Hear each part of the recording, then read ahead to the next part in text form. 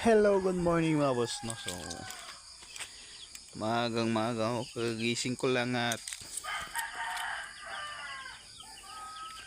tapos ko nang bigyan ng vitamins ang ating mga alagang manok. Ayan. So, ngayon, pakita ko po sa inyo yung mga alaga kong manok.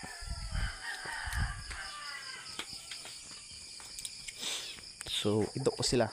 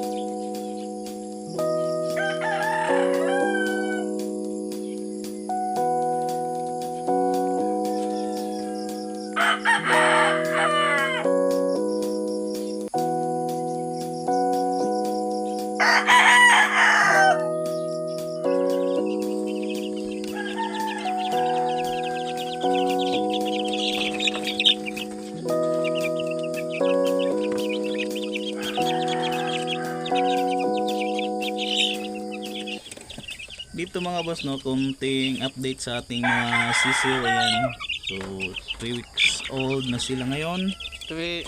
Ang lalakas na kumain. Ayan, no, napakadumi. Ang lalaki na ng mga ipot ng mga to. So dito lang kasi sila natulog kagabi sa nilapagan ko ng pagkain. Diyan lang sila nagsisiksika, no, pag check ko kagabi. Dito mga boss, no, so nakikita nyo may rice hull yung apakan nila. Napaka-importante po ng rice hull sa ating mga sisiw mga boss, kasi marami tong benepisyong nagagawa sa ating mga sisiw. Unang una na dyan na hindi sila nabuboring, may paglalaruan sila, at pangalawa nagbibigay to ng init sa kanilang katawan, lalo na pag gabi, no, pag wala kang ilaw mga boss sa iyong brooder. Nakakatulong to para mainitan ng yung mga sisiw. At higit sa lahat mga boss, hindi lalaki yung tuhod ng mga sisiw mo dito. Sure. Kasi palagi silang nakascratch, no? Naglalaro sila sa rice hull. So dito mga boss, update ko din kayo sa aking single mating na breeding. So may 10 pieces of egg na sila.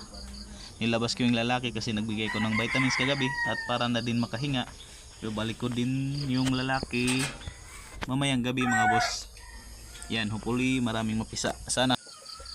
Yun lang bossing, no. So thank you, hanggang dito na lang. Yun lang yung update natin sa ating munting backyard. So maraming salamat sa panonood, at don't forget to subscribe my YouTube